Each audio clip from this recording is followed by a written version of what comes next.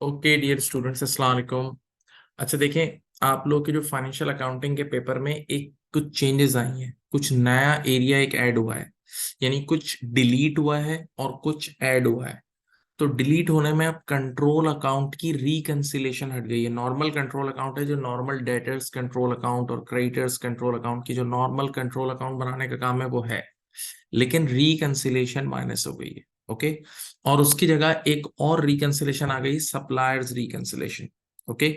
अब कहानी ये है कि मैंने आपके सामने जो स्क्रीन पे इस वक्त नजर आ रहा है ना, असल में ये कंट्रोल अकाउंट की रिकंसिलेशन। यानी हम जिस दौर में कंट्रोल अकाउंट की रिकंसिलेशन हमारे कोर्स का हिस्सा थी तो ये सब पढ़ाते थे, राइट।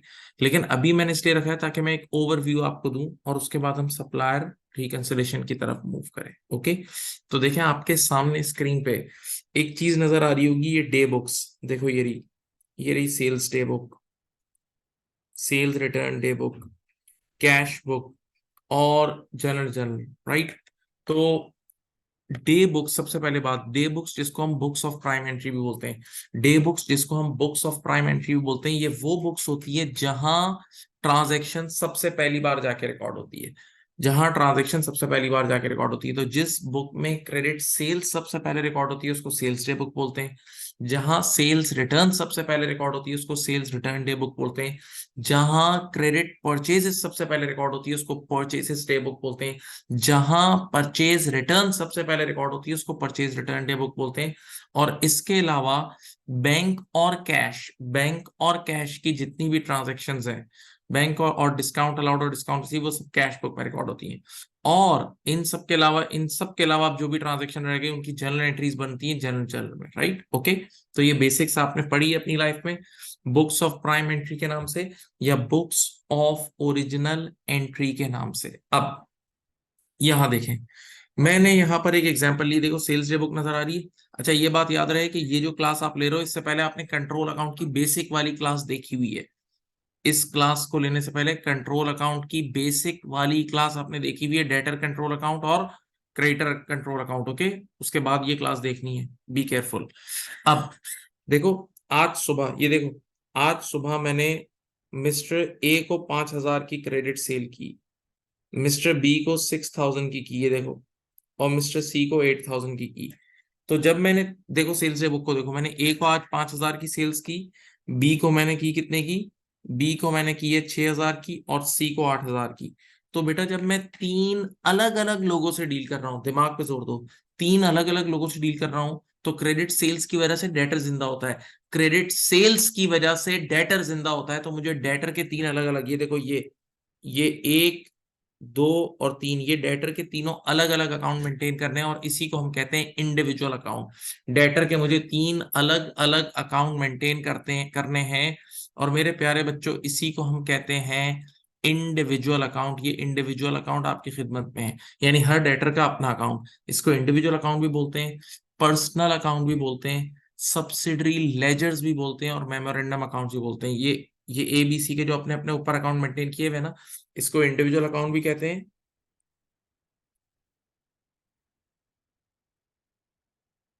इसको पर्सनल अकाउंट भी बोलते हैं।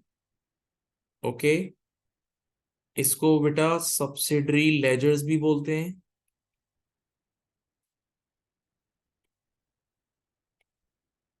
और इसको मेमोरेंडम अकाउंट भी बोलते हैं। ठीक है, राइट।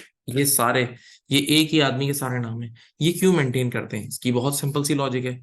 भाई जब मैं एक वक्त में इतने सारे लोगों से डील कर रहा हूं तो मुझे पता होना चाहिए ना कि किससे कितना अमाउंट लेना है, किससे कितना अमाउंट लेना है। जैसे अगर हमारी क्लास में एक वक्त में 50 स्टूडेंट या 100 स्टूडेंट्स बैठे हैं, तो हमारे एडमिन के पास हर बच्चे का इंडिविजुअल रिकॉर्ड होता है कि किससे कितना अमाउंट लेना है, क्या किसका कितना नेट बैलेंस है। तो यहाँ भी सबका पर्सनल अकाउंट मेंटेन करना है। तो अब देखो, यहां मैंने सेल्स डे बुक के अंदर क्रेडिट सेल्स रिकॉर्ड होती है, जाग जाओ, सेल्स डे बुक के अंदर क्रेडिट सेल्स रिकॉर्ड होती है। तो जब मैंने ए को क्रेडिट सेल्स की है 5,000 की, बी को 6 की और सी को 8 की, तो मेरा ए का जो अकाउंट है, ए का डेटर अकाउंट, क्रेडिट सेल्स से डेटर बढ़ता है। तो ए का अकाउंट देखो, ये 5,000 से डेबिट हुआ, बी का 6,000 से हुआ और सी का 8,000 से हुआ, राइट। ऐसा ही है, ऐसा ही है। नाउ फिर रियल लाइफ में सेल रिटर्न भी होती है। तो देखो ए ने लेटेस्ट से, यहाँ देखो, ए ने लेटेस्ट से 200 की सेल्स रिटर्न की है, बी ने 300 की है और सी ने 500 की है। इंडिविजुअल बुक्स में मैंने लिख दिया। तो बस सेल्स रिटर्न की वजह से डेटर क्या हो जाएगा, कम हो जाएगा। सेल्स रिटर्न की वजह से डेटर कम हो जाएगा। तो देखो मैंने ए के अकाउंट को भी 200 से कम कर दिया, देखो डेटर का अकाउंट है। बी के अकाउंट को 300 से कम किया, देखो प्लीज। और सी के अकाउंट को 500 से कम किया, राइट। इसी तरह बेटा जब रियल लाइफ में आप सेल्स करते हो, क्रेडिट सेल्स करते हो, तो लोग पैसे भी देते हैं। तो थोड़े पैसे हमें ए ने दिए, बी ने दिए और सी ने दिए, लेकिन मैंने तीनों की पार्शियल पेमेंट ली है। ए, बी और सी की मैंने जानबूझ के पार्शियल पेमेंट ली है। सर पार्शियल पेमेंट क्यों ली है? पार्शियल पेमेंट इसलिए ली है क्योंकि अगर मैं इन तीनों की फुल फुल पेमेंट ले लेता रिमेनिंग, तो मेरा क्लोजिंग बैलेंस जीरो हो जाता। मेरा क्लोजिंग बैलेंस जीरो हो जाता, और मैं जानबूझकर नहीं चाह रहा कि मेरा क्लोजिंग बैलेंस जीरो हो, मेरा क्लोजिंग बैलेंस जीरो हो, राइट। ओके, तो मैंने तीनों की पार्शियल पेमेंट ली है, ए से 2000, बी से 3 और सी से 4, राइट, ऐसा ही है। और जब मैंने इन लोगों से पेमेंट रिसीव की है, तो जब भी डेटर से पैसा आता है, बेटा सोचो डेटर से पैसा आता है तो खुद डेटर कम हो जाता है। जब कभी भी डेटर से पैसा आता है तो डेटर कम हो जाता है। तो देखो बेटा मैंने यहां भी कम कर दिया डेटर को, ए को, बी को भी कम कर दिया और सी को भी कम कर दिया। तीनों के तीनों डेटर को मैंने कम कर दिया, तीनों के तीनों डेटर को मैंने क्या कर दिया, कम कर दिया। देन डिस्काउंट अलाउड, ये देखो बेटा ए को मैंने डिस्काउंट अलाउ किया। डिस्काउंट अलाउड क्या चीज है? ऑब्वियसली इन डेटर्स ने मुझे एक वक्त के अंदर अंदर पे कर दिया है। इन डेटर्स ने मुझे एक टाइम के अंदर अंदर पे किया है, यानी ये जो बंदे हैं ना, तो जब डेटर जल्दी पे करता है ना, तो फिर हम उसको डिस्काउंट अलाउ करते हैं। तो यहाँ कुछ डिस्काउंट अलाउड भी है। तो ए को 200 का डिस्काउंट दिया है, बी ए को 100 का, बी को 200 और सी 400। अब बेटा सोचो, डिस्काउंट अलाउड की वजह से डेटर कम हो जाता है। डिस्काउंट अलाउड की वजह से डेटर क्या हो जाता है, कम हो जाता है। तो देखो बेटा मैंने ए को भी कम कर दिया, ये देखो बी को भी कम करा और सी को कम करा। इसी तरह फिर देखो बैड डेट्स की वजह से भी, ये तीनों के अपने अपने थोड़े थोड़े बैड डेट हुए हैं, तो बैड डेट की वजह से भी ये डेटर्स क्या हो गए, देखो कम हो रहे हैं, ठीक है। और यूं फाइनली आपके सामने देखो इंडिविजुअल अकाउंट का, ये देखो 5000 ये रहा एक डेबिट साइड, और बाकी ये क्रेडिट साइड पे ये सब लेस किए। तो ए का क्लोजिंग बैलेंस आया 2500, बी का आया, चाहो तो कैलकुलेट करके देख लो, बी का आया 2200, चाहो तो कैरेट डाउन खुद निकाल के देख सकते हो, कोई मुश्किल काम नहीं है। और सी का आया 2600। ओके, अब आप क्या करोगे, ये तीनों इंडिविजुअल अकाउंट के बैलेंसेस जाते हैं लिस्ट ऑफ डेटर्स में। कहा जाते हैं, लिस्ट ऑफ डेटर्स में। यानी लिस्ट ऑफ डेटर्स वो जगह है जहां इंडिविजुअल अकाउंट के क्लोजिंग बैलेंसेस जाके पार्क हो जाते हैं, राइट। ये पूरा निजाम आपने इतना ऊपर का निजाम पढ़ा है अभी। Okay, now the next thing is control account. Next thing is control account. अब देखें, पहले तो मैं आपको बताता हूँ कंट्रोल अकाउंट मेंटेन क्यों होता है, इसकी जरूरत क्या है दुनिया में। कंट्रोल अकाउंट मेंटेन क्यों होता है, इसकी जरूरत क्या है, सोचना। ये जो ए, बी और सी के जो डेटर के इंडिविजुअल अकाउंट है, बेटा आके खोल लो प्लीज। ये ए, बी और सी के जो डेटर के इंडिविजुअल अकाउंट थे ना, बेटा ये नॉर्मली बच्चे मेंटेन करते हैं। इंटरमीडिएट करे हुए बच्चे, बीकॉम करे हुए बच्चे, ए लेवल्स करे हुए बच्चे, छोटा स्टाफ मेंटेन करता है, इतना हाई क्वालिफाइड स्टाफ नहीं करता। तो भाई जरा एक बात सोचो, अगर ये डेटर्स के अकाउंट है, debtor means customers, debtor means credit customer, यानी डेटर का डायरेक्ट ताल्लुक सेल्स से, कस्टमर्स है भाई। तो अगर ये इतने अहम तरीन जो मेरे कस्टमर्स हैं, अगर मैं टोटली इन कस्टमर्स को बच्चों के हवाले कर दूं, टोटली इन कस्टमर्स को मैं बच्चों के हवाले कर दूं, तो क्या होगा बताऊं। हो सकता है ये बच्चे जाके कस्टमर से मिल जाएं, ये कस्टमर से मिल जाए और यहाँ पूरा बैड डेट राइट ऑफ करके जीरो दिखा दें, और जेब में आधे पैसे ले लें, कस्टमर से कुछ पैसे लेके जेब में रख लें। तो इस तरह तो इदारे की ऐसी तैसी हो जाएगी। तो इसका मतलब एक चेक एंड बैलेंस की जरूरत है ना, एक चेक एंड बैलेंस की जरूरत है, एक इंटरनल कंट्रोल की जरूरत है। तो control account, check and balance यानी इंटरनल कंट्रोल। कंट्रोल अकाउंट का नाम ही निकला है इंटरनल कंट्रोल से, यानी control account itself is an internal control. ये एक इंटरनल कंट्रोल है जो फ्रॉड, एरर और रिस्क को मिनिमाइज करता है। फ्रॉड, एरर और रिस्क को मिनिमाइज करता है। ओके, और इसको प्यार से टोटल अकाउंट भी बोलते हैं। इसको प्यार से टोटल अकाउंट भी कहते हैं। और बेटा इसमें टोटल नंबर्स जाते हैं। इसमें टोटल नंबर्स कैसे जाएंगे? ये जो डे बुक आपने बनाई हुई है, देखो ये डे बुक जो है ना, आपने ए को सेल की थी 5 की, देख लो स्क्रीन पे, बी को 6000 की, सी को 8 की। इन तीनों को जब आपने ऐड करा तो 19 आया। अब ये टोटल जो सेल्स है ना वो यहाँ जाएगी, देखो डेटर्स कंट्रोल अकाउंट में। और आपको पता भी है क्रेडिट सेल्स की वजह से डेटर बढ़ता है। आप सबने कंट्रोल अकाउंट का बेसिक लेक्चर लिया हुआ है। क्रेडिट सेल्स की वजह से डेटर बढ़ता है, तो देखो यहाँ डेबिट हो रहा है, ठीक है। फिर ये इसी तरह टोटल सेल्स रिटर्न यहाँ आ जाएगी, देखो सेल्स रिटर्न से डेटर कम होता है। टोटल जो पैसे रिसीव किए हैं वो यहाँ क्रेडिट साइड पे आ जाएंगे। फिर डिस्काउंट अलाउड से भी डेटर कम होता है। ये टोटल बैड डेट भी यहाँ आ जाएगा, देख लो। और यूं आपके पास ये क्लोजिंग बैलेंस आ जाएगा। चाहो तो कैलकुलेट करके देख लो, चाहो तो 19,000 में से बाकी सारे नंबर्स लेस करके देख लो, चाहो तो 19,000 में से बाकी सारे नंबर्स लेस करके देख लो, चाहो तो। ओके, चाहो तो 19,000 में से बाकी नंबर्स लेस करके देख लो, 7,300 तुम्हारी खिदमत में आ जाएगा। Right, okay. अब देखो वैसे तो अब ये रिकंसिलेशन नहीं है, अब कंट्रोल अकाउंट की रिकंसिलेशन नहीं, लेकिन सिर्फ एक चीज बता दूं, देखो ये तुमने जो बच्चों के थ्रू ए बी सी का जो अकाउंट है वो छोटे बच्चे मेंटेन कर रहे थे, बच्चों के थ्रू जो तुमने लिस्ट ऑफ डेटर, बच्चों के थ्रू जो तुमने लिस्ट ऑफ डेटर मेंटेन किया था, देखो उसका बैलेंस भी आ रहा था 7,300। बच्चों के थ्रू जो तुमने लिस्ट ऑफ डेटर मेंटेन किया था उसका बैलेंस भी देखो ये आ रहा था, ये देख लो 7,300 आ रहा था, सही है। और यहां से जो तुमने कंट्रोल अकाउंट मेंटेन किया है, जो तुमने कंट्रोल अकाउंट मेंटेन किया है उसका क्लोजिंग भी 7,300 आ रहा है, देख रहे हो। तो ये देखो ये एक इंटरनल कंट्रोल है कि दोनों जगह से नंबर सेम आना चाहिए। अगर इसमें बीच में कोई किसी ने कोई हरकत की होगी, जैसे अगर ये बच्चे जो हैं, ये जो ए बी सी का अकाउंट मेंटेन कर रहे थे इंडिविजुअल अकाउंट, ये जो हमारा जूनियर स्टाफ है, अगर कभी ये कस्टमर से मिल भी जाता है ना, तो लिस्ट में कमी होगी, लिस्ट में कमी होगी लेकिन कंट्रोल पूरा होगा। लिस्ट ऑफ डेटर में प्यारे बच्चों कमी होगी, कंट्रोल पूरा होगा, और दोनों में डिफरेंस आना शुरू हो जाएगा। लिस्ट ऑफ डेटर में और कंट्रोल अकाउंट में डिफरेंस आना शुरू होगा। और जैसे ही लिस्ट ऑफ डेटर में और कंट्रोल अकाउंट में डिफरेंस आता है, हैजार्ड की लाइट ऑन ऑफ टू टू टू टू, हैजार्ड की लाइट ऑन ऑफ होना शुरू हो जाती है, और इन्वेस्टिगेशन होना शुरू हो जाती है, और इन्वेस्टिगेशन होना स्टार्ट हो जाती है। राइट, और जब एक बार इन्वेस्टिगेशन होती है तो ऑर्गेनाइजेशन कहीं ना कहीं तक पहुंच जाती है।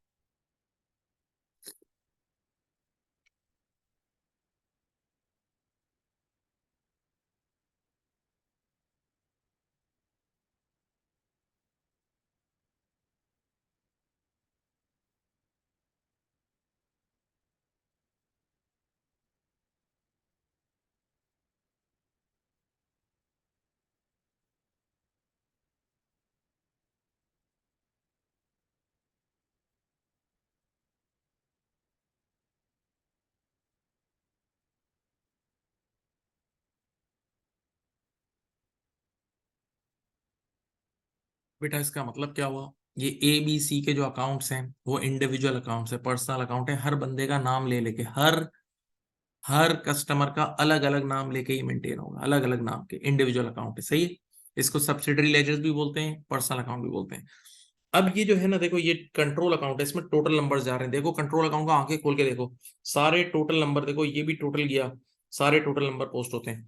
अब ये टोटल नंबर देखो, असल में इस टोटल नंबर की डबल एंट्री बनती है, इस टोटल नंबर की बाकायदा पूरी डबल एंट्री बनती है। जैसे ये जो टोटल सेल्स है ना, ये एक तरफ जा रही है, देखो सोचना शुरू करो, एक तरफ ये डेटर के अकाउंट में जा रही है और एक तरफ ये सेल्स के अकाउंट में भी जाएगी। देखो जब मैं सेल्स का अपना अकाउंट मेंटेन करूंगा ना,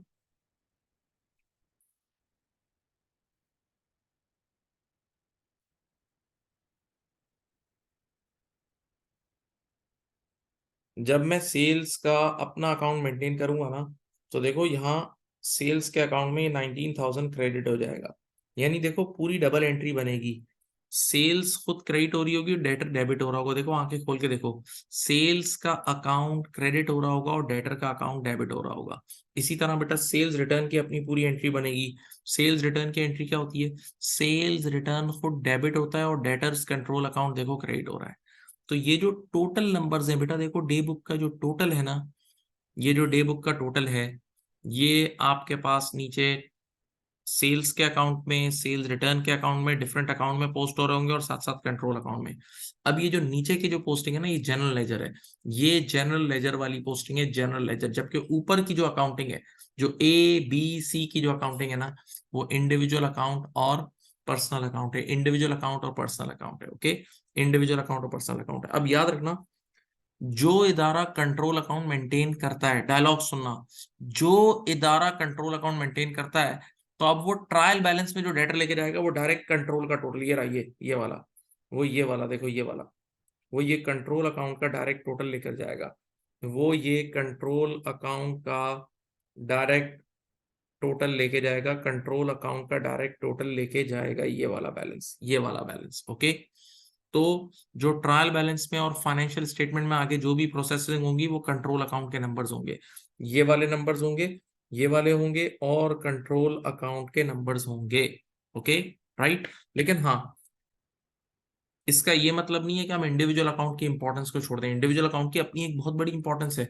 इंडिविजुअल अकाउंट ही वो चीज है जिससे हमें पता लगेगा कि हमें किस डेटर से कितना लेना है, किस बंदे से कितना लेना है। हाँ जी। अब मैं काम की बात पे आता हूँ, जो आज की क्लास की असल बात है, सप्लायर रिकंसिलिएशन। बेटा जरा तवज्जो से सुनिएगा। अभी जो मैंने पूरा निजाम आपके सामने रख के बताया है, एज अ सेलर है, देखो sales day book, sale return day book seller बनाता है, ये सेलर। अब आप इसको उल्टा करो, इसको रिवर्स करो। अगर मैं बायर होऊंगा तो मैं purchases day book, purchases return day book, ये सारी बुक्स मेंटेन करूंगा ना, अगर मैं बायर होऊंगा, अगर मैं बायर हूंगा। और बायर अगर मैं होऊंगा तो मैं क्रेडिटर का अकाउंट बनाऊंगा। इस बार मेरे प्यारे बच्चों में डेटर का अकाउंट बना रहा हूं, दिमाग से सोचो। अगर मैं बायर होऊंगा तो मैं कौन सा अकाउंट मेंटेन करूंगा? मैं क्रेडिटर का अकाउंट मेंटेन करूंगा। तो ये ऊपर इंडिविजुअल क्रेडिटर के अकाउंट मेंटेनर होंगे, फिर ये जो इंडिविजुअल अकाउंट ऊपर नजर आ रहे हैं ना बेटा तुम्हें, ये क्रेडिटर के अकाउंट मेंटेनर होंगे। हाँ, ऐसा ही है, ऐसा ही है। अब क्रेडिटर के अकाउंट मेंटेन होने का मतलब, दिमाग पे जोर देना शुरू कर दो, चलो अब बिल्कुल बटन ऑन करो दिमाग का। क्रेडिटर के अकाउंट को मेंटेन करने का मतलब, क्रेडिटर के अकाउंट को मेंटेन करने का मतलब, मैं अब किसी से गुड्स खरीद रहा हूँ, किसी सप्लायर से गुड्स खरीद रहा हूँ, और अपने पास उधार पे खरीद रहा हूँ, तो उधार मेंटेन कर रहा हूँ, ऐसा ही है, ऐसा ही है। तो अब हमेशा मंथ के एंड पे वो सप्लायर मुझे एक स्टेटमेंट भी भेजेगा। यानी सीधी बात है, मैं किसी से उधार पे माल ले रहा हूं, बेटा सोचो, प्लीज सोचो, जब मैं किसी से उधार पे गुड्स ले रहा हूं, तो मेरी किताब में लायबिलिटी और उसकी किताब में रिसीवेबल है, मेरी किताब में लायबिलिटी है, उसकी किताब में रिसीवेबल है। यानी मैं उसको कुछ पे करने का हूं और वो मुझसे कुछ रिसीव करने का है। तो भाई हमारे बीच में भी तो डिफरेंस आ सकता है ना। सोचो, अगर किसी दिन वो आके मुझे बोले यार मैं आपसे 1 लाख रुपए मांगता हूँ, अगर वो किसी दिन सप्लायर आके बोले कि भाई मेरी बुक्स में ये नजर आ रहा है 1 लाख का रिसीबल, तो बेटा जब उसकी बुक्स में 1 लाख का रिसीबल है तो ऑटोमेटिकली मेरी बुक्स में 1 लाख का पेबल भी तो होना चाहिए ना। तो अगर ये सेम नहीं है ना तो गड़बड़ है, अगर ये सेम नहीं है तो गड़बड़ेशन है, कोई मसला है। इसको आपने रिकंसाइल करना होगा। कई बार वहां का बैलेंस और हमारा बैलेंस सेम नहीं होता, वो हमें रिकंसाइल करना होगा, जो अब हम पढ़ेंगे। तब देखें, आपने जहन ये बनाना है कि देखें जो सप्लायर है ना, एक तरफ सप्लायर है, एक तरफ हम है बायर, हम लोग बायर हैं, प्लीज जहन बनाए। सप्लायर को आप सेलर भी कह सकते हो, ठीक है। सप्लायर आसान लफ्जों में रिसीवेबल अकाउंट मेंटेन कर रहा होगा, वो आपको क्रेडिट पे बेच रहा है, तो उसकी बुक्स में जो अकाउंट होगा वो डेटर या रिसीवेबल का होगा, ठीक है। और हमारी बुक्स में जो अकाउंट होगा वो होगा पेबल या क्रेडिटर का अकाउंट होगा। ये बात को अच्छी तरह जहन में भर लें, सिंपल बात है, मुश्किल बात नहीं है, ठीक है।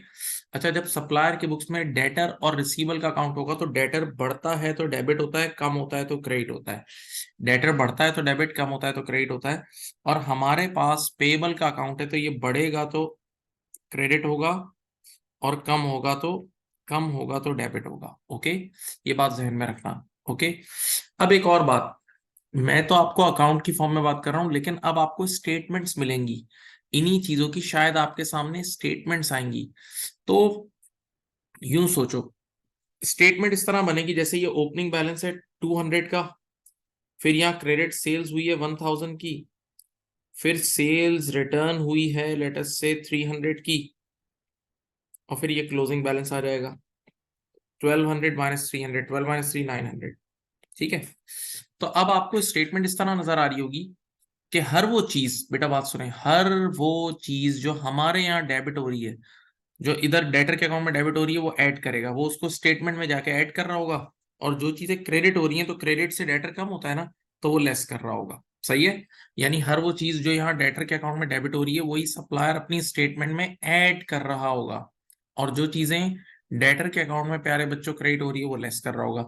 यानी हम यहाँ डेबिट और क्रेडिट के बाद फॉर्म में बात कर रहे हैं, वो ऐड और लेस की फॉर्म में बात करेगा, वो ऐड और लेस की फॉर्म में बात करेगा अच्छे बच्चों।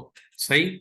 इसी तरह पेबल के अकाउंट में हम यहाँ, पेबल बढ़ता है तो क्रेडिट होता है, कम होता है तो डेबिट होता है, तो हम क्रेडिट और डेबिट की फॉर्म में बात कर रहे हैं, वो ऐड और लेस की फॉर्म में ही बात कर सकता है। सही है, तो कोई ऐसा नॉर्मल बात नहीं है।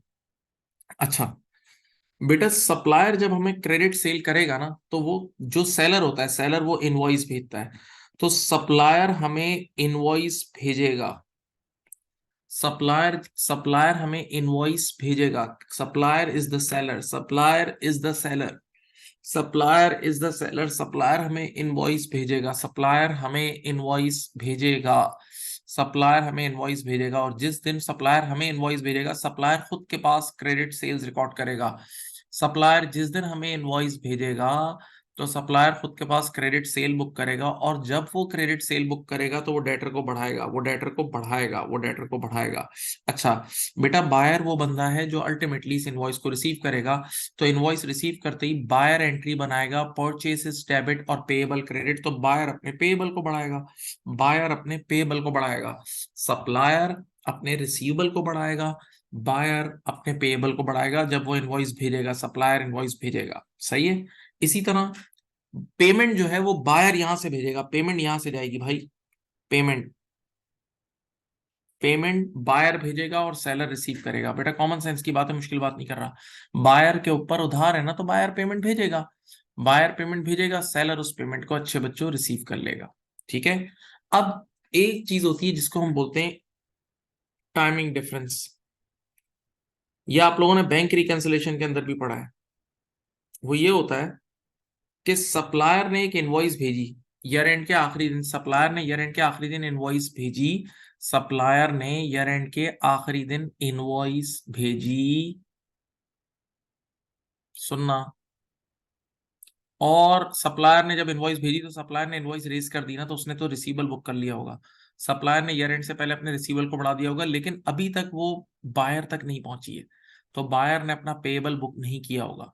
तो ये जो इन ट्रांजिट के इश्यूज होते हैं, यानी कुछ चीजें रास्ते में होती हैं, हवा में होती हैं, जिसको मैं बोलता हूँ, तो उसकी वजह से भी डिफरेंस क्रिएट होता है। यानी सप्लायर का बैलेंस और हमारा बैलेंस सेम नजर नहीं आ रहा होगा, because of this in transit issue. Same is the case with payments, दिमाग से सोचना तो आपको पड़ेगा।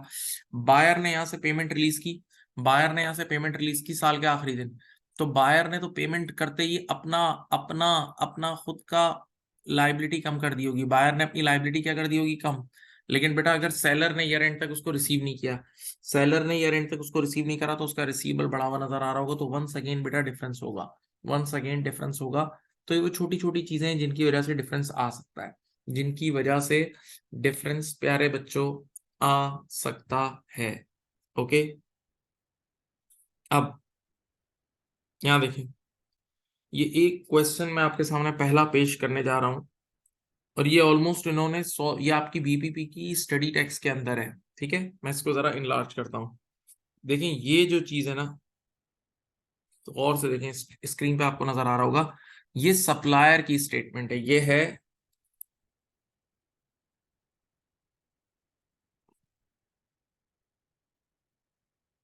ये सप्लायर की स्टेटमेंट है। और supplier means seller, supplier means seller, supplier means seller, supplier means seller. Okay, right. अच्छा एक बात और आप लोगों को पता होनी चाहिए, बेसिक बात कर रहा हूँ, बहुत बेसिक। सप्लायर यानी सेलर, जब भी बायर सेलर को गुड्स वापस करता है, जब भी बायर सेलर को गुड्स वापस करता है, तो सेलर उसी वक्त एक डॉक्यूमेंट इशू करता है, उसको बोलते हैं क्रेडिट नोट। जब भी बायर सेलर को गुड्स वापस करता है, तो सेलर उसी वक्त फॉर एक्नॉलेजमेंट, फॉर कंफर्मेशन एक डॉक्यूमेंट रेज करता है, उसका नाम है क्रेडिट नोट। और जब भी ये क्रेडिट नोट सेलर इशू कर रहा है, इसका मतलब सेलर की बुक्स में सेल्स रिटर्न होगी और बायर की बुक्स में परचेज रिटर्न की एंट्री बनेगी। ओके, बेसिक बात है। चलो अब यहां देखें, तो ये सप्लायर है और सप्लायर सेलर है, तो उसने डेटर का अकाउंट मेंटेन किया होगा। तो ये जो अकाउंट अब आपके सामने नजर आ रहा है ना, वैसे तो स्टेटमेंट है ये, लेकिन इसको डेटर का अकाउंट समझना। तो पीरियड के बिगनिंग में सप्लायर का ओपनिंग बैलेंस है, ये रहा देखो, पीरियड के बिगनिंग में सप्लायर का जो ओपनिंग बैलेंस है वो ये रहा, नजर आ गया। इसको बोलेंगे 492.2, 492.22 यूं बोलेंगे। हाँ भाई, ये जो डॉलर है और ये सेंट्स है बेटा, ये डॉलर है और ये सी का मतलब सेंट्स है। तो 492.22। अब बेटा इन्होंने यहाँ इनवॉइस नंबर लिखा हुआ है और अकाउंट को डेबिट किया हुआ है, तो ये इनकी क्रेडिट सेल हुई है। देखो ये पहली इनकी क्रेडिट सेल हुई है, ये इनकी दूसरी क्रेडिट सेल हुई है, सही है ना। 129.4 और 22.72। तो क्रेडिट सेल्स की वजह से डेटर बढ़ता है, दिमाग से आराम से सोचो, क्रेडिट सेल की वजह से डेटर बढ़ता है तो डेबिट कर रहे हैं, सही है। फिर इन्होंने ये पेमेंट रिसीव की है 412.17। पेमेंट देखो, पेमेंट जैसे ही रिसीव होती है, पेमेंट जैसे ही रिसीव होती है आप अपने डेटर को कम कर देते हो, पेमेंट जैसे ही रिसीव होती है आप अपने डेटर को क्या कर देते हो, कम कर देते हो, सही है। इसी तरह फिर आपके पास ये सामने देखें, फिर आपने और क्रेडिट सेल की है 394.55 की, देखो अपने डेटर को बढ़ा दिया है 0.95 की। फिर देखो ये एक क्रेडिट नोट आपने इशू किया, इसका मतलब ये सेल रिटर्न हुई होगी 64.44 की, 64.40 की सेल्स रिटर्न हुई है। अच्छा, आप एक चीज नोटिस कर रहे हैं, जैसे जैसे ट्रांजेक्शन हो रही है बैलेंस अपडेट हो रहा है। आखिरी कॉलम को देखो, पहले 492 का बैलेंस था, पहली लाइन में देखें 492, और फिर हमने जैसे ही और क्रेडिट सेल की 129.4 की, तो डेटर का बैलेंस देखो बढ़ा। देखो पहले ये बैलेंस था, फिर ये हुआ, फिर बढ़ा। फिर आपने जैसे ही पेमेंट रिसीव की तो डेटर का बैलेंस कम हो गया, देखो नजर आ रहा है। तो ये देखो, ये सारा इसी तरह अपडेट हो रहा है। फिर एक और क्रेडिट सेल हुई है ये 392.78 की, और ये क्रेडिट नोट है 107.64 का, ऐसा ही है। नजर आ रहा है भाई, नजर आ रहा है। अब बेटा ये तो सप्लायर की स्टेटमेंट हमारे पास रिसीव हुई है किस डेट को, 31 मई, 31 मई, 31 मई 2021, 20x1। ओके, अब देखते हैं हमारा अपना अकाउंट कैसा है। ये रहा हमारा अकाउंट, ये हमारा अकाउंट है, ये हमारा अकाउंट है, ये पेएबल लेजर है। देखो ये हमारा पेएबल लेजर, यानी ये हमारा इंडिविजुअल अकाउंट है जो तुमने पढ़ा नहीं था। देखो ये हमारा इंडिविजुअल अकाउंट है जिसको हम पेएबल लेजर बोलते हैं, ये हमारा इंडिविजुअल अकाउंट है। पहली बात है, जो हमारा अकाउंट है, ये हमारा अकाउंट स्टेटमेंट की फॉर्म में गिवन है, देखो प्लस माइनस की फॉर्म में गिवन है, प्लीज घबराने वाली बात नहीं है बेटा। वैसे आप इसको टी अकाउंट की फॉर्म में भी आप बोलोगे तो मैं बना दूंगा, लेकिन ये बना हुआ है स्टेटमेंट की फॉर्म में। तो ये देखो, सबसे पहले तो ईयर के स्टार्टिंग में ओपनिंग बैलेंस ही नहीं दिया हुआ, ओपनिंग बैलेंस नहीं दिया हुआ, डायरेक्ट ये तीन इनवॉइसेस दी हुई हैं, डायरेक्ट ये तीन इनवॉइसेस दी हुई हैं, डायरेक्ट ये तीन इनवॉइसेस दी हुई हैं, देख लें, डायरेक्ट ये तीन इनवॉइसेस दी हुई हैं, ओपनिंग बैलेंस नहीं गिवन है, ठीक है। फिर उसके बाद कुछ इनवॉइसेस हैं और कुछ पेमेंट्स हैं। तो अब देखें, जब भी आपने रिकंसिलेशन करना है ना, जब भी आपने रिकंसिलेशन करना है, रिकंसिलेशन का लफ्जी तर्जुमा ही है एलिमिनेटिंग डिफरेंस। तो पहले तो आपने गौर से सुनो, आप जानना चाहोगे कि किन किन चीजों की वजह से डिफरेंस है, किन किन चीजों की वजह से डिफरेंस है। तो सबसे पहले क्यों ना उन चीजों को अलग कर दें जिसकी वजह से डिफरेंस ही नहीं है, सबसे पहले क्यों ना उन चीजों को अलग कर दें जिसकी वजह से डिफरेंस ही नहीं है। तो देखो अब करना क्या है, देखो सुनो, आप देख रहे हैं कुछ राइट टिक लगे हुए ऑलरेडी, ये सॉल्व क्वेश्चन है समझ लो, राइट टिक लगे हुए। तो देखें, जो चीजें जो चीजें देखें, दूसरी तरफ सप्लायर की स्टेटमेंट थी, यहां देखें, थोड़ा स्क्रीन छोटी हो गई है, देखें जो चीजें इस स्टेटमेंट में भी है। मेरी एक रिक्वेस्ट है आप लोगों से, इसकी एक तस्वीर खींच लो मोबाइल से, समझा करो, एक बात समझा रहा हूं, अब रिकॉर्डेड क्लास है, पॉज करो, इसकी एक तस्वीर खींच लो। ये सप्लायर की स्टेटमेंट है, इसमें भी देखो कुछ चीजों पर राइट टिक लगा हुआ है, देख लो, और उसमें भी कुछ चीजों पर राइट टिक लगा हुआ है, नजर आ रहा है। इसकी भी तस्वीर खींच लो, एक तस्वीर खींच लो, राइट टिक लगा हुआ है। तो ये वो चीजें जो वहां और यहां सेम है, ये वो चीजें हैं अच्छे बच्चों जो यहाँ यानी सप्लायर की स्टेटमेंट में और हमारे पेएबल लेजर में सेम है। तो जो चीजें सेम है उस पर तो फड्डा ही नहीं है, वो तो यानी हमने भी रिकॉर्ड की, उन्होंने भी की, देखो राइट टिक लगे में। आप आमने सामने रख के देखोगे, आराम से ये नंबर मैच होंगे, आराम से ये नंबर मैच होंगे। चाहो तो अपनी मैंने कहा ना, दोनों की तस्वीरें खींच लो। अब पहला काम देखो, इसने कुछ स्टेप लिखे हुए हैं, ये देखो, ये पढ़ो, ये बीपीपी की स्टडी टेक्स्ट है। Tick off the items which appear in both the statement and the payable ledger, दोनों के अंदर जो सेम है ना उनको टिक कर लो, ताकि आपको पता लग जाए इनका तो फड्डा ही नहीं है। Number 2, agree the opening balance on the supplier statement. अब ये ओपनिंग बैलेंस पे काम करना है, चलो मैं करता हूं। इसका ओपनिंग बैलेंस कितना था बेटा?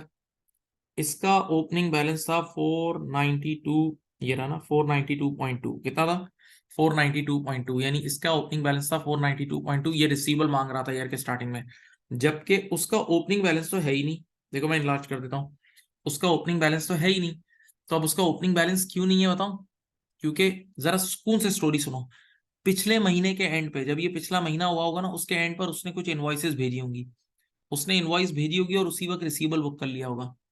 उस सप्लायर ने पिछले मंथ के एंड पे इनवॉइसेस भेजी होगी और उसने रिसीवेबल बुक कर लिया होगा, लेकिन वो लास्ट मंथ के एंड तक हम तक पहुंची नहीं। तो जब हम तक पहुंची नहीं तो हमने रिकॉर्ड ही नहीं किया, और हमारे पास मंथ के एंड के बाद आई, हमारे पास मंथ के एंड के बाद आई, तो हमारे पास उसका जो ओपनिंग बैलेंस होगा वो वाकई नजर आ रहा होगा, रिसीवेबल हमारे पास नहीं होगा। तो वो हमें बाद में खुद क्रिएट करना होगा। देखो कैसे, जरा आप ये जो तीनों इनवॉइसेस हैं इनको कोई एक बच्चा ऐड करे, सब बच्चे ये जो मैंने रेक्टेंगल बनाया है ना, ये तीनों इनवॉइस जरा ऐड तो करो। 350.7, 61.47 और 80.05, इन तीनों को ऐड करो। 350.7, 61.47 करो बेटा फिजिकली, और 80.5। ये सिंपल क्या बनेगा बताओ, ये नंबर बताओ, बताता हूँ। ये नंबर बन जाएगा वही 492.22, ये बनेगा 492.2, सही है। 492.22, यानी देखो ये एग्जैक्टली ओपनिंग बैलेंस से मैच हो गया। ये एग्जैक्टली ओपनिंग बैलेंस से मैच हो गया, एग्जैक्टली मैच हो गया ओपनिंग बैलेंस से। यानी अब इसका आपने रीजन दे दिया, मैं रीजन आपको वैसे देता हूँ, उसने तो लिखा हुआ भी नहीं है। वो ये है कि पिछले पीरियड के एंड पर उन्होंने इनवॉइसेस भेजी होंगी, तो उन्होंने उसी वक्त रिसीवेबल बुक कर लिया होगा। तो जब उन्होंने पिछली पीरियड के एंड पे बुक कर लिया होगा तो उनके क्लोजिंग बैलेंस में रिसीवेबल आ गया होगा, और उसी वजह से जब उनका एक बार क्लोजिंग बैलेंस रिकॉर्ड हो गया तो इस पीरियड का ओपनिंग बैलेंस भी ऑटोमेटिकली रिकॉर्ड हो गया, राइट। लेकिन हमारे पास वो पहुंची नहीं थी, हमारे पास लेट पहुंची है, तो इस वजह से हमारे ओपनिंग बैलेंस में नजर नहीं आ रहा। लेकिन आपने देखो फौरन से इसकी वजह बता दी कि ये रही इसकी वजह, ये रही इसकी वजह, और इन तीनों इनवॉइसेस को ऐड करा। और ये तीनों इनवॉइसेस राइट टिक में भी नहीं थी, ये तीनों इनवॉइसेस मेरे प्यारे बच्चों, सोचो, सोचना पड़ेगा, राइट टिक में नहीं थी ना, तो ये असल में ये ओपनिंग बैलेंस का हिस्सा है। ठीक है, तो ओपनिंग बैलेंस आपने प्रूव कर दिया।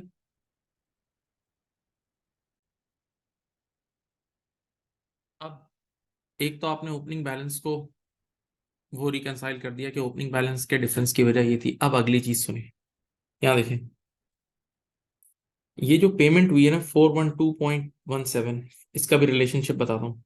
412.17, ऊपर वाले फर्स्ट टू बैलेंसेस ये 1 और 2 की हुई है, यानी ये जो हमने 1 और 2 उधार पे खरीदा था ना, इसकी पेमेंट हुई है। जरा कोई एक बच्चा 350.7 अपना कैलकुलेट उठाओ, 350.70 और 61.47 को एडअप करो। 350.70 और 61.47 को एडअप करो तो ये बनेगा 412.17। तो आपने ये रिलेशनशिप बता दिया कि ये जो पहली दो इनवॉइसेस थी ना, वो देखो यहाँ पे हो गई, राइट। इसका मतलब ये जो तीसरी इनवॉइस है ना 80.05 की, ये इसके अंदर पे हुई होगी, ये 117.77 के अंदर पे हुई होगी। फिर बोल रहा हूँ, पहली जो दो इनवॉइसेस थी 350.70 और 61.47, अगर आप इन दोनों को मिलाओगे, अगर आप इन दोनों को मिलाओगे तो ये बनेगा 412.17, 412.17, राइट, ओके। और ये जो 80.05, 80.05 वाली इनवॉइस है ना, ये फिर पे हुई होगी इस तीसरे के अंदर, इस तीसरे के अंदर पे हुई होगी, राइट, ओके। अब बात को सुनना, बाकी सब चीजों पे तो राइट टिक लगा हुआ है, लेकिन देखें इस पेमेंट, ये जो पेमेंट नजर आ रही है ना, इस पे राइट टिक नहीं लगा हुआ। तो ये पेमेंट यहाँ तो है, यानी पेमेंट हम भेजते हैं, देखो हम ये पेबल लेजर आपके सामने है, यानी बायर की बुक से इस वक्त तुम देख रहे हो, तो बायर ने एक पेमेंट भिजवाई होगी, बायर ने पेमेंट भिजवाई होगी, लेकिन देखो वो सेलर के पास नहीं है। सेलर के पास 117, अच्छी तरह देख लो, 117. 117.17 की जो पेमेंट थी वो यहाँ नहीं आई है, तो उसने पेमेंट भिजवाई होगी तो उसकी लाइबिलिटी कम हो गई होगी, लेकिन इसने रिसीव नहीं की ईयर एंड तक, तो इसका रिसीवेबल ज्यादा होगा, इसका रिसीवेबल ज्यादा होगा तभी।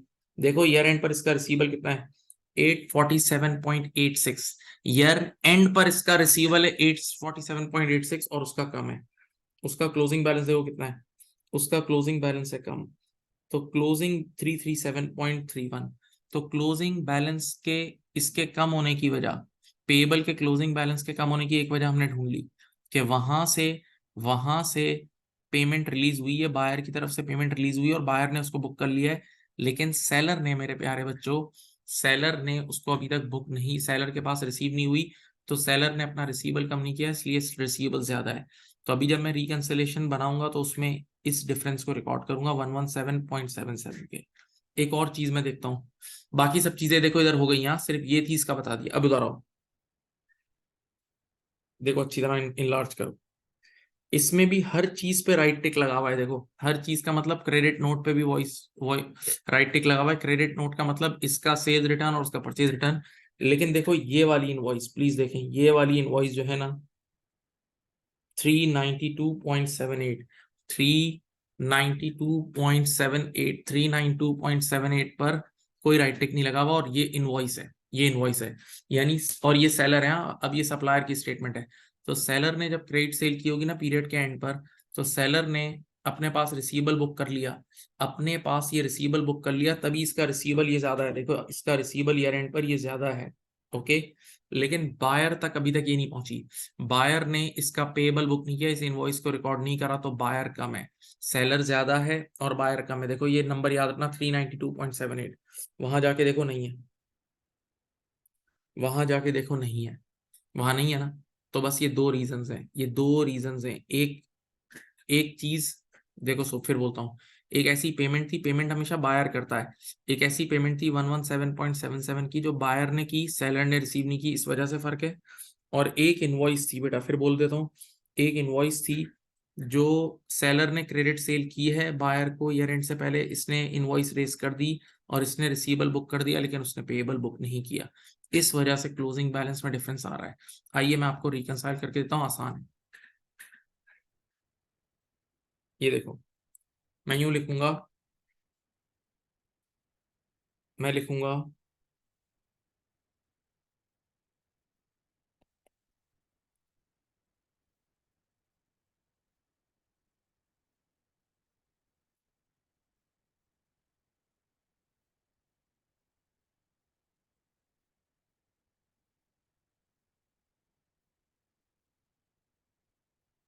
ये कितना है बेटा, 847.86, 847.86। अब देखो, एक ऐसी इनवॉइस, पहले इनवॉइस को एडजस्ट करते हैं, एक ऐसी इनवॉइस थी जो इन्होंने बुक की और उन्होंने बुक नहीं की। अब मुझे इसके बैलेंस से उसके बैलेंस की तरफ जाना है, दोनों को दोनों को, दोनों के बीच में एक रिलेशनशिप शो करना है कि फर्क क्या है। तो देखो, इसके बैलेंस से उसकी तरफ, तो इसने रिकॉर्ड किए, उसने नहीं की ना, इसने कर लिए, यानी इसने बढ़ा दिया है, उसने नहीं किया, तो अब मुझे वहां तक पहुंचने के लिए उसको कम करना पड़ेगा। मेरे प्यारे बच्चों, इनवॉइस सेलर ने रिकॉर्ड कर ली थी क्रेडिट सेल की, लेकिन बायर ने रिकॉर्ड नहीं की थी, और मुझे सेलर से बायर की तरफ जाना है, तो बड़े नंबर से छोटे नंबर की तरफ जाना है, इसने रिकॉर्ड की थी तो इसने रिसीवेबल बढ़ा दिया था, तो अब हम इसको कम कर देंगे।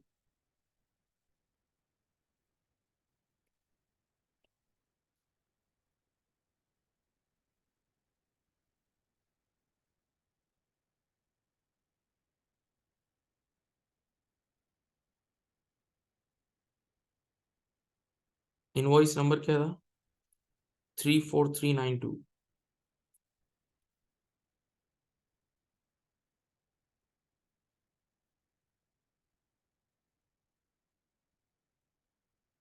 और ये कितने की थी, 392.78, ठीक है। ये एक चीज हमने लेस की। नंबर टू बेटा, एक ऐसी पेमेंट थी, अब दिमाग से सोचो, एक ऐसी पेमेंट थी जो उन्होंने की थी, बायर ने, परचेजर ने की थी, लेकिन सेलर के पास अभी तक वो पेमेंट रिसीव नहीं हुई थी। तो सेलर सेलर के पास रिसीवेबल अकाउंट होता है, वो जैसे ही पेमेंट रिसीव करता है वो अपने डेटर को कम करता है, वो अपने डेटर को कम करता है, और इसने नहीं किया था, इसने नहीं किया था, इसने नहीं किया था, अब मैं इसकी बात कर रहा हूँ सेलर की, तो अब सेलर का कम करेंगे तो उससे मैच हो जाएगा। लेस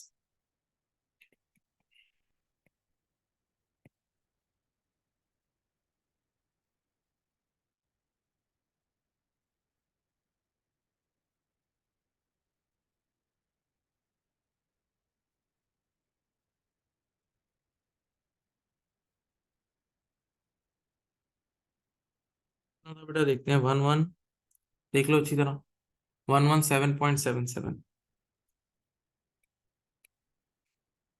चलो अब देखते हैं क्लोजिंग।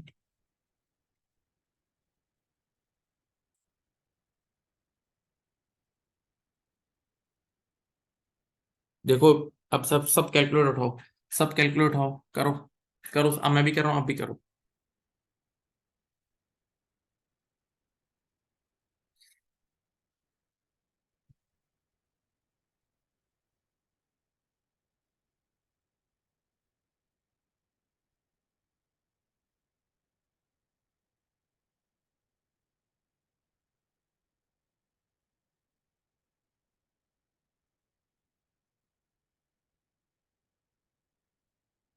देखो आप जैसे ही करोगे तो एग्जैक्टली आएगा 337.31, देखो लिख दिया।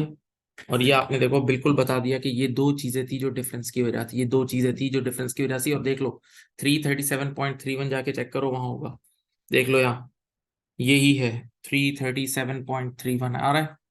तो अब देखो पहले मैं एक बिल्कुल बच्चों वाली बात बता रहा हूँ, देखो बैंक रिकैंसिलेशन अलग चीज थी, तुम लोगों ने बैंक रिकैंसिलेशन पढ़ी है, उसमें आपको करेक्टेड बैलेंस तक जाना होता था, याद है?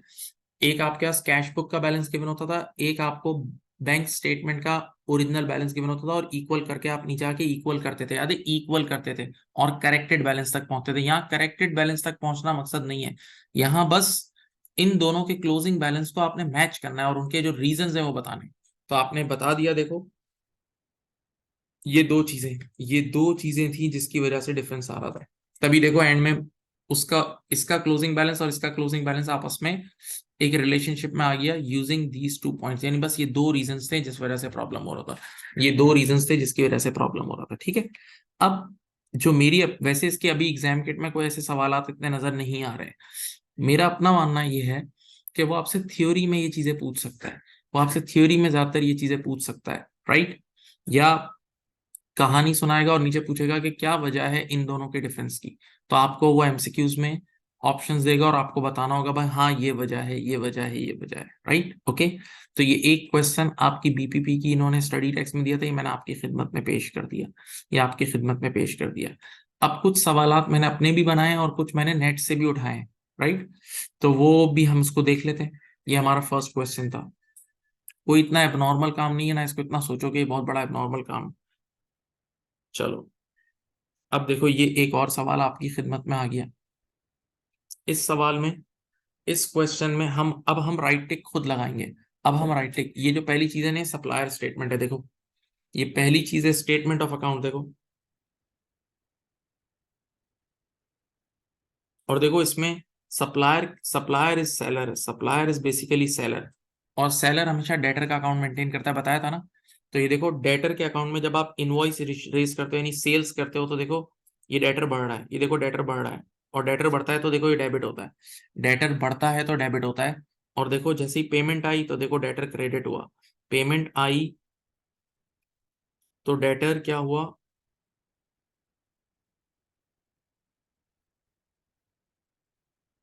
पेमेंट आई तो मेरे प्यारे बच्चों आपका डेटर ये क्रेडिट हो गया, सही है। फिर आपने क्रेडिट सेल की यानी इनवॉइस इशू की, डेटर बढ़ा। फिर आप ये देखो क्रेडिट नोट का मतलब ये सेल्स रिटर्न है, क्रेडिट नोट से मुराद ये सेल्स रिटर्न है, तो इससे आपका डेटर कम हो गया और यूं आपके पास ये क्लोजिंग बैलेंस आ गया, सही है। तो ये सप्लायर की स्टेटमेंट है और अपने जहन को यूं बनाओ ये डेटर के अकाउंट की तरह है, सप्लायर इज सेलर तो ये डेटर के अकाउंट की तरह है। आओ ओरिजिनल फॉर्म मिला, सही है। अब आते हैं इधर, ये हमारा पेबल लेजर है, देखो द फॉलोइंग पेबल लेजर, यानी ये हमारी बुक से बायर का है, ये बायर की चीज है भाई, ये बायर की चीज है, ये बायर की चीज है। अब देखते हैं बायर के पास पहली बात तो है ओपनिंग बैलेंस ही नहीं है, वो मुझे खुद स्टेब्लिश करना होगा जैसे लास्ट टाइम किया था। अब मैं पहले टिक लगाना शुरू करता हूँ, देखो क्या क्या चीजें सेम है। देखो बस अब आपके सामने ही दोनों एक ही स्क्रीन पे, 134.22 यहाँ भी है, यहाँ भी है, देखो ये रहा, सेम है। 134.22 सेम है।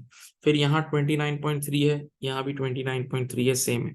फिर अब जरा सुनो आप, यहाँ है 295.6, इधर है आपके पास 295.6, वहां नहीं है, देखो इधर है आपके पास 295.60, लेकिन और इसका इनवॉइस नंबर क्या है, 433343। ये आपके पास यहाँ नहीं है, देखो। तो ये एक चीज है, मैं इसको हाईलाइट करता हूँ, चलो देखो ये वहां है, यहाँ नहीं है। अब फिर 337.44 की 0.84 की पेमेंट है, और यहाँ भी है, देखो दोनों में है, ये भी दोनों में है, ठीक है। फिर 420.04 यहाँ भी है, ये इसने सेल्स की और इसने परचेजेस की, दोनों में है। फिर अब एक मसला सुनो, क्रेडिट नोट यहाँ भी है और यहाँ भी है, लेकिन यहाँ वही वाली बात आई, इन लोगों ने, ये देखो ये रहे, इन लोगों ने पीरियड के एंड पर एक पेमेंट भेजी है, इन लोगों ने पीरियड के एंड पर एक पेमेंट भेजी है, लेकिन वहां मिली नहीं है, देखो ऊपर नहीं है, ऊपर सप्लायर की स्टेटमेंट में नहीं है, ठीक है।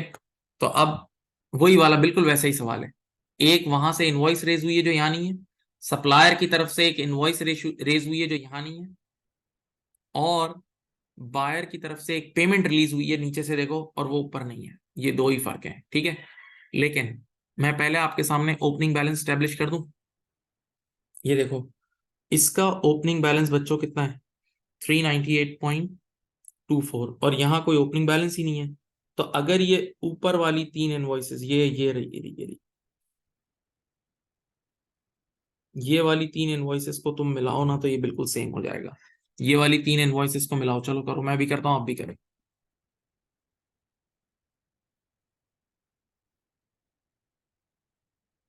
ये कितना है, 155.69 प्लस 182.15 प्लस 60.04, 397.88, 397.88, 397.88। एक मिनट फिर करता हूँ, 155.69 प्लस 182.15 प्लस 60.40। हाँ, ये एग्जैक्ट सेम हो गया, 398। देखो इन तीनों को ऐड करोगे, सेम आ गया, सही है। तो अब देखो वंस अगेन, आपने क्या वजह बताई, वजह क्या बताई, कि उसका तो ओपनिंग बैलेंस नजर आ रहा है, इसका ओपनिंग बैलेंस नहीं है। वजह क्या हुई होगी, सिंपल सोचो, पिछले पीरियड के एंड पे सोचो तो सही, पिछले पीरियड के एंड पर उन्होंने इनवॉइसेस रेज की होंगी क्रेडिट सेल्स की, तो जैसे ही उन्होंने क्रेडिट सेल्स की, सप्लायर ने इनवॉइसेस रेज की होंगी, तो उन्होंने उसी वक्त रिसीवेबल बुक कर लिया होगा, तो उनके पास पिछले पीरियड के क्लोजिंग क्लोजिंग बैलेंस में रिसीवेबल आ गया होगा, और पिछले पीरियड का क्लोजिंग बैलेंस इस पीरियड का ओपनिंग बैलेंस होता है, तो रिसीवेबल नजर आ रहा है। लेकिन बेटा ये इनवॉइसेस जो उन्होंने लास्ट पीरियड में सेंड की थी, हमें बायर को अभी मिली है, बायर को अभी मिली है, बायर को अभी मिली है, बायर को अभी मिली है।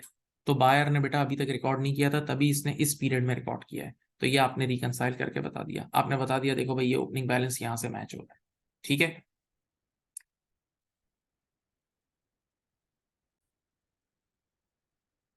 अब एक और चीज मैं आपको बताता हूँ, देखो सुनो, ये जो पहली दो इनवॉइसेस नजर आ रही है, देखो पहली, ये और ये, 155.69, 155.69 और 182.15, 155.69 और 182.15, बेटा इन दोनों को ऐड करो, सब बच्चे ऐड करो, तो ये दोनों मिला के बनेगा 337.84।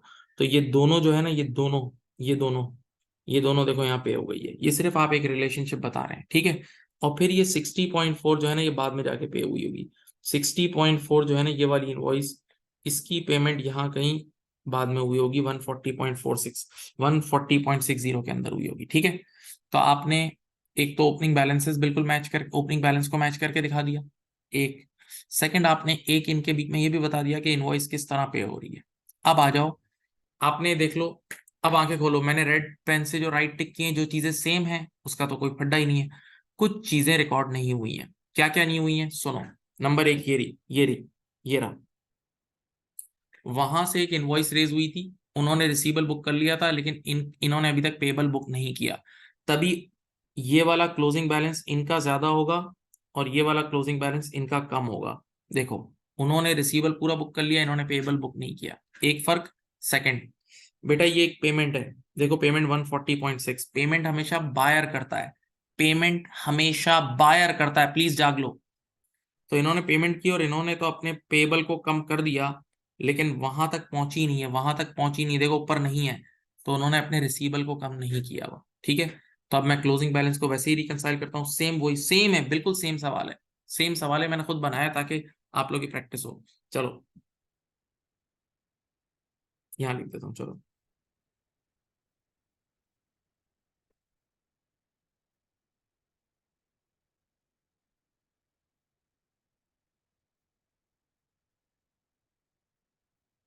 सप्लायर स्टेटमेंट कितना है भाई, 835.56।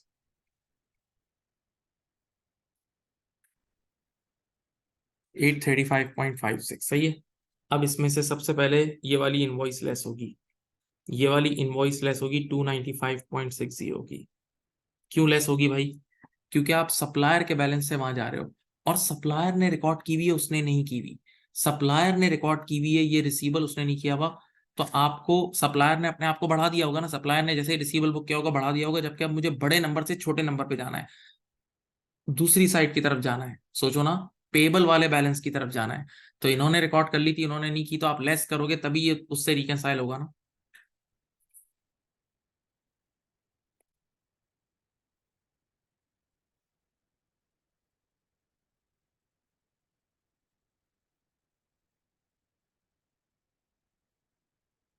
ठीक है। अब फिर एक पेमेंट थी, एक पेमेंट जो वहां से आई थी, वहां से आई थी। उन्होंने तो अपने आप को कम कर दिया था, लेकिन इन्होंने नहीं किया था, इन्होंने, सेलर ने। तो अब सेलर के बैलेंस ही चल रहे हैं ना, तो सेलर अब कम करेगा तो उसके बराबर हो जाएगा।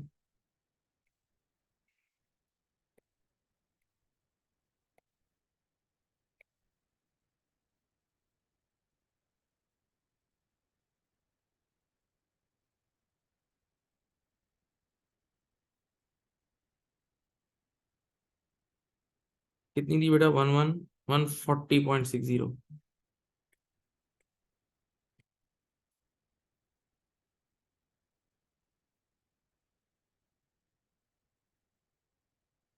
ये देखें, 835.6, sorry, 83.5.56 minus 295.6 minus 140.6, 399.36। Yes, balance हो गया, ये रहा देखो, ये रहा।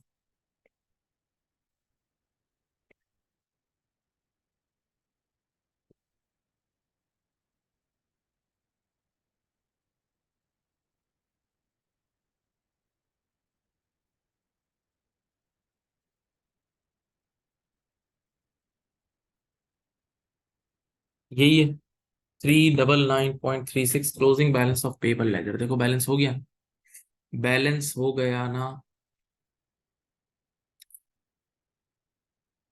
राइट। देख लो वैसे ही सवाल था, बैलेंस हो गया है। मैं जरा आपके सामने पूरी पिक्चर पेश कर देता हूँ।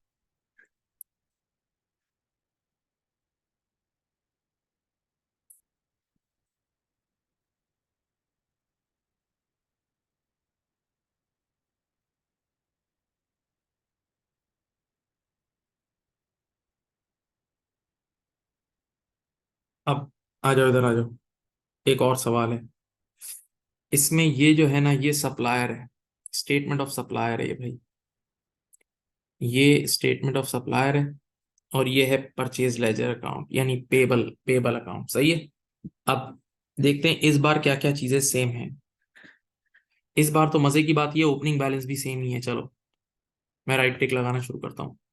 इसका ओपनिंग बैलेंस 610, इसका भी 610।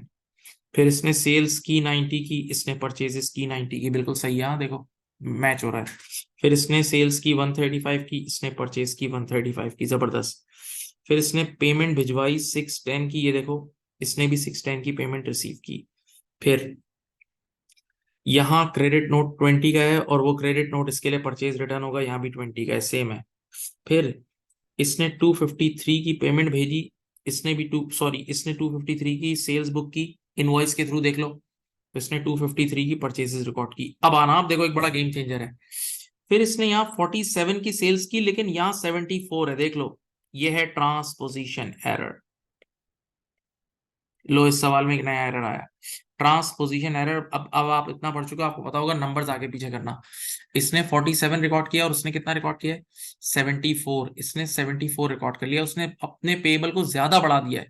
उसने कम रिकॉर्ड किया है, इसने ज्यादा रिकॉर्ड किया है। अब ऑब्वियस सी बात है, एक बंदा सही होगा, एक गलत होगा, ठीक है, लेकिन हमें तो इन दोनों के बीच में रिलेशनशिप करके क्लोजिंग बैलेंसेस को अल्टीमेटली इक्वल करना है। इक्वल से मुराद ये है कि एक क्लोजिंग बैलेंस से दूसरे क्लोजिंग बैलेंस तक जाना है, ताकि दोनों नंबर मैच हो जाएं, दोनों नंबर मैच हो जाएं, देखते रहें। तो ये गलती आपने पकड़ ली 47 और 74 की, ठीक है। फिर क्या है, इसने सेल्स की है 152 की और इसने 152 की परचेज रिकॉर्ड की है, देखो ये भी सेम है, ये भी सेम है, हो गई। अब एक चीज रह गई है, देखो पीरियड के एंड पर इसने पेमेंट भिजवाई, आ जाओ मैं ब्लू से करता हूँ, हाईलाइटर से करता हूँ। इसने ये पेमेंट भिजवाई है, ये देखो ये वाली, जो कि ऊपर नहीं है, ऊपर नहीं है, ऊपर नहीं है, इसने पेमेंट भिजवाई है जो कि ऊपर नहीं है। ओके, तो ये सवाल कंपैरेटिवली आसान है। हाँ, ट्रांसपोजिशन एरर है। एक तो पुराना वाला ही काम है कि इसने पेमेंट भिजवाई है, उसने रिसीव नहीं की। इसने पेमेंट भिजवाई है, देखो बायर ने पेमेंट भिजवाई, तो बायर ने अपना पेबल, अपनी लाइबिलिटी कम कर दी है, देख लो, नजर आ रहा है तुम्हें। लेकिन सेलर ने अपने रिसीबल को कम नहीं किया, सेलर ने अपने रिसीबल को कम नहीं किया, ठीक है। तो अब आइए मैं स्टार्ट करता हूँ। सेलर का क्लोजिंग बैलेंस कितना है, सप्लायर का क्लोजिंग बैलेंस कितना है, ये है बेटा, ठीक है, इधर देख लो।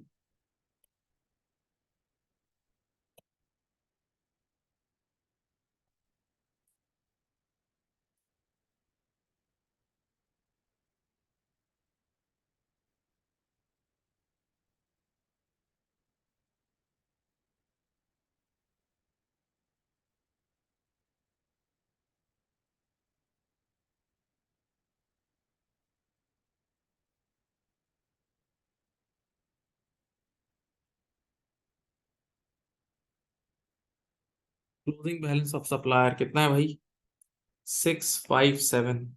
देखो जहन बनाओ, मुझे यहां से पहुंचना है, यहां इस नंबर तक पहुंचना है 226.4 तक, ठीक है। अब जरा सुनो, मैं पहले लिखता हूं ट्रांसपोजिशन एरर, दिमाग से सोचना।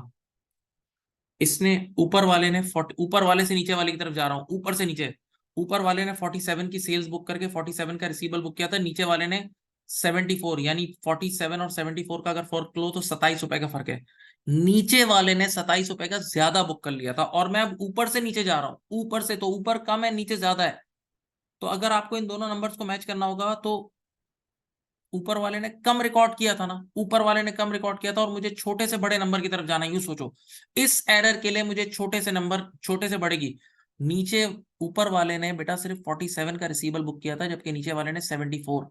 तो मुझे यहां से कम अमाउंट से ज्यादा अमाउंट की तरफ जाना है, तो मुझे ऐड करना पड़ेगा ना, तभी तो रिकनसाइल होगा। तो मैंने यहाँ 27 रिकॉर्ड किया, 27 मैंने यहाँ ऐड कर दिया। नहीं समझ रहे यार, बेटा ऊपर वाले ने 47 का रिसीवल बुक किया, नीचे वाले ने 74 का पेबल बुक किया, तो नीचे वाला बड़े नंबर पे खड़ा होगा। और मुझे रिकनसाइल करते हुए छोटे नंबर से बड़े नंबर की तरफ जाना है, तो मुझे ऐड करके दिखाना होगा ना कि भाई ये फर्क है। सोच लो। अच्छा, ये जो बैंक वाली बात है, ये तीसरी बार तुम कर रहे हो, आज की क्लास में 2 बार ऊपर करा चुका हूँ। पीरियड के एंड पर ये बायर ने एक पेमेंट भिजवाई है 458 की।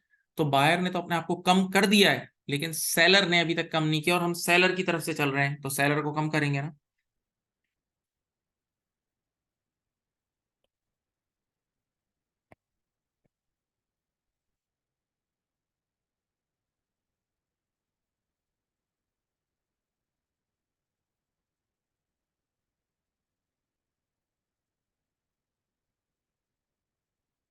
चलो चेक करो। चेक करो भाई, देखते हैं क्या होता है।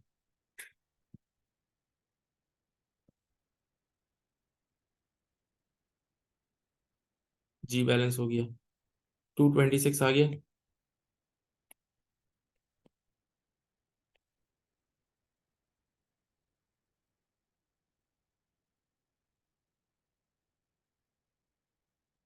ठीक है जी। ये आपको वो एमसीक्यूज में थ्योरी में पूछता रहेगा कि भाई क्या क्या फर्क किसकी वजह से होगा। और यही जो मैं कर रहा हूँ वो नीचे स्टेटमेंट्स की फॉर्म में देगा कि भाई अब मैं, अगर मैं सब यूं लिख के देगा हेडिंग में, अगर हम सप्लायर के बैलेंस से मूव होके पेबल की बैलेंस की तरफ जाएं तो ये ट्रांसपोजिशन एरर ऐड होगा या लेस होगा, इस तरह भी वो आपसे पूछ सकता है।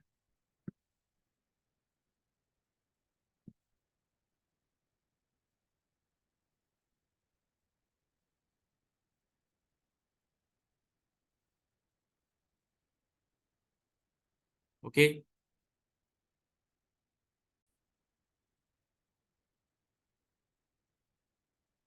अच्छा, अब जो बातें मैंने आपको बताई है ना, ये मैंने बुक से एक कटिंग भी आपको दी हुई है, बुक रीडिंग भी आपने करनी है कि भाई ये जो सप्लायर की जो रिकंसिलेशन होती है उसमें ये चीज़ों का फर्क होता है। देखो एक बहुत बड़ी वजह पेमेंट इन ट्रांजिट होती है, जो अभी आपने किया भी है कि भाई साहब बायर ने पेमेंट भिजवाई, सोचो आराम से, वापस बोल रहा हूँ, बायर ने पेमेंट भिजवाई तो बायर ने अपनी लाइबिलिटी कम कर दी होगी, लेकिन रास्ते में वो पोस्ट में कहीं फंस गई, या पीरियड के एंड तक वो मिली नहीं, या क्लियरिंग में फंसी हुई है। तो अब एक पार्टी ने अपना पेबल कम कर दिया लेकिन उसका रिसीबल कम नहीं हुआ, ये वाला मसला हो सकता है। देखो ये चीज लिखी हुई है, ठीक है। फिर इसी तरह ओमिटेड इनवॉइसेस, ये देखो ये भी यही चीज है। ओमिटेड इनवॉइस में सेलर ने बायर को गुड्स बेची, सेलर ने गुड्स बेची और सेलर ने अब इनवॉइस भेजी पीरियड के एंड पे, तो सेलर ने अपना रिसीबल बुक कर लिया लेकिन पीरियड के एंड तक बायर तक नहीं मिला, तो बायर के पास पेबल रिकॉर्ड नहीं हुआ। देखो इसकी वजह से भी फर्क आ जाता है, सही है। इसके अलावा ये भी हो सकता है भाई कि बेशक इनवॉइस आ गई, सेलर ने इनवॉइस रिकॉर्ड की और इसको भेजी, आ गई, लेकिन इसने अपने सिस्टम में ही एंटर नहीं की।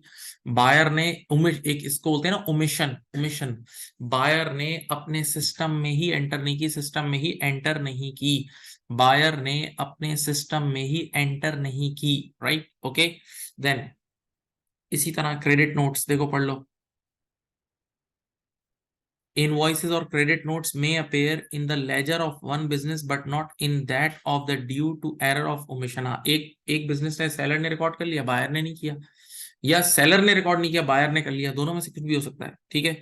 How ever the most common reason will be the timing difference in recording the items of ledger. Timing difference is always there कि एक पार्टी ने पीरियड के एंड पे बुक करा लेकिन दूसरी पार्टी ने अगले पीरियड में रिकॉर्ड किया, ओके। फिर अदर एरर्स जैसे ट्रांसपोजिशन एरर भी हो जाते हैं, फिर एडिशन के एरर्स भी होते हैं भाई कई बार। वैसे तो अब आज के दौर में दुनिया में कंप्यूटराइज काम हो रहा होता है, एक से एक सॉफ्टवेयर हैं, लेकिन अगर कोई इदारा मैनुअल काम कर रहा है तो मैनुअली वो लेजर का क्लोजिंग बैलेंस ऐड अप करते हुए भी गलती हो जाता है, नेट ऑफ करते वक्त टोटल करते हुए भी गलती होती है। जैसे अक्सर ये होता है ना कुछ जगहों पे, जो मैं तो अब इस चीज को बड़ा देखता हूँ कि आप जब रेस्टोरेंट में जाते हो आप ऑर्डर करते हो, तो रेस्टोरेंट में आपको वो एंड में बिल ला के देता है, तो कुछ लोग बिल कच्चा बिल बना के देते हैं।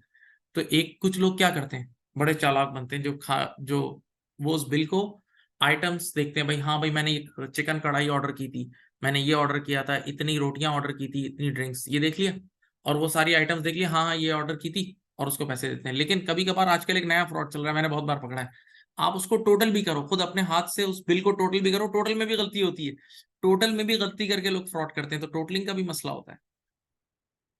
देन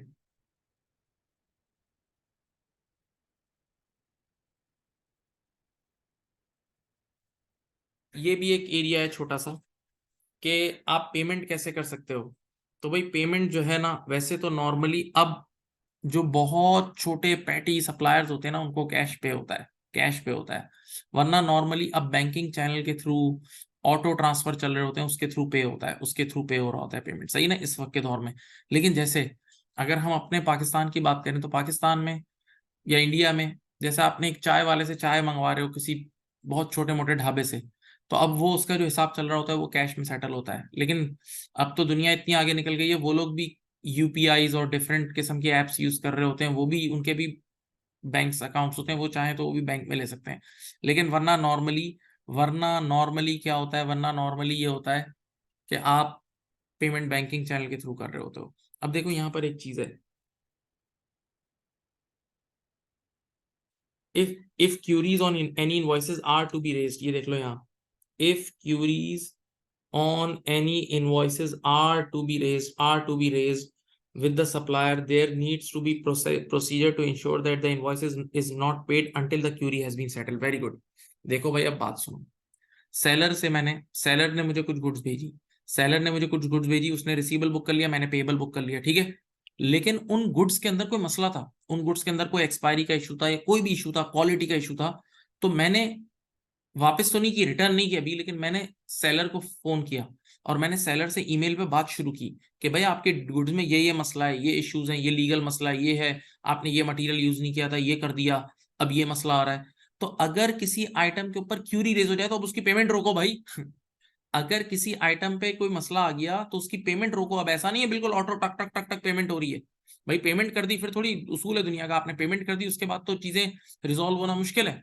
तो अगर कभी किसी आइटम पे डिस्प्यूट हो, इन डिस्प्यूट हो, तो ऐसा आपका सॉफ्टवेयर है जो फ्लैग अप कर दे, वो उसको फ्लैग अप कर दे कि भाई इस आइटम की अभी पेमेंट नहीं करनी है। देखो पढ़ो, there may be facility to flag, बीच वाला पैराग्राफ पढ़ रहा हूँ, flag items which should not be paid for the time being, for example the invoice may be placed in dispute, यानी आपके सॉफ्टवेयर में एक ऐसा ऑप्शन होना चाहिए कि कुछ चीजें इन डिस्प्यूट चले जाएं, and the fact indicated in the reference use for the dispute invoice, और उसके अंदर उसकी डिटेल भी लिखी हो, अगर आप क्लिक करो कि भाई ये वजह से डिस्प्यूट हुआ है।